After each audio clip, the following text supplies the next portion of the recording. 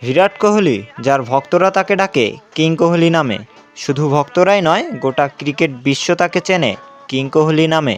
কারো নামের সাথে তো আর এমনি এমনি কিং যুক্ত হয় না। কোনো সন্দেহ ছাড়াই বিরাট হলেন মডার্ন ক্রিকেটের এক সম্রাট, যার কেরিয়ার জুড়ে রয়েছে অজস্র রেকর্ড। যেসব রেকর্ড একজন ব্যাটসম্যানের সারা জীবনের স্বপ্ন, সেসব রেকর্ড কোহলি ভেঙেছেন নিমিষেই। আর সেই বিরাট, যাকে সবাই আইডল মানে, সে কি এত সহজে হেরে যাবে? 2024 বিশ্বকাপে প্রথম 7 ইনিংসে তার ব্যাট থেকে এসেছে মাত্র 75 রান। যেন নিজের ছায়ায় আটকে ছিল বিরাট, দি রান মেশিন। সেমিফাইনালে ইংল্যান্ডকে হারানোর পর হিটম্যান রোহিত শর্মা বলেছিলেন, বিরাট তার সবটুকু জমিয়ে রাখছে ফাইনালের জন্য। বন্ধুর এই কথাটাকেই প্রমাণ করলেন বিরাট।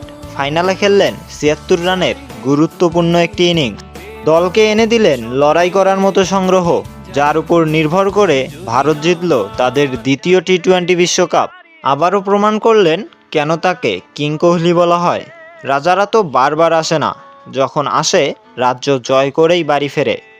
আর বিরাট তো রাজাদেরই একজন, যিনি আসলেন, জয় করলেন, আর সেই সাথে পূরণ করলেন 150 কোটি মানুষের স্বপ্ন। ভারতীয়দের স্বপ্ন পূরণের রাতে আবারও মহানায়ক Virat, the run machine, the king of all cricket.